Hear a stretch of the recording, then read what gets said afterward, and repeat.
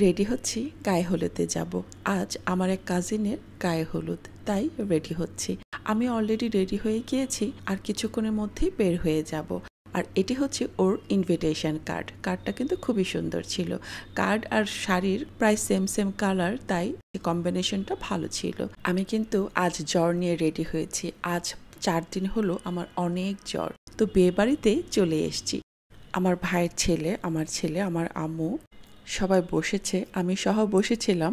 তো ওদের পার্টি এখনো শুরু হয়নি, এখন বাজে রাত 10টা। তো এটা হচ্ছে এই আঙ্কেল, যে আঙ্কেলের ছেলের আজকে গায়ে হলুদ। আর সে আমার ব্লগে এই ফার্স্ট টাইম। আর এটা হচ্ছে আমার ভাইয়ের টুকটুকি মেয়ে।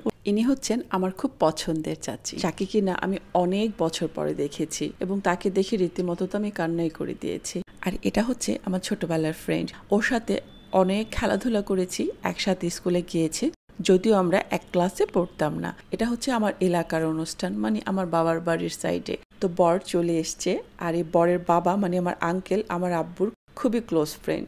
আর ওরা হচ্ছে বরের ফ্রেন্ড। আর এটি হচ্ছে আঙ্কেলের ফ্যামিলি। আর ওরা হচ্ছে আমার ছোট ছোট সবগুলো কাজিন। অনেক বছর পর ওদেরকেও আমি দেখেছি। আর তারপর বর বলল যে আপু আসো, আমরা একসাথে ছবি তুলি। তারপর ওর সাথে কিছুক্ষণ ছবি তুললাম, ভিডিও করে নিলাম। আমার ভয়েস শুনে বুঝতে পারছো আমার শরীরটা এখনো স্টেবল হয়নি, তাই তো রিলস আর ব্লগ দিতে এতটা দেরি হচ্ছে। তো ভিউয়ার্স, আজ এখানে রাখছি। আল্লাহ হাফিজ।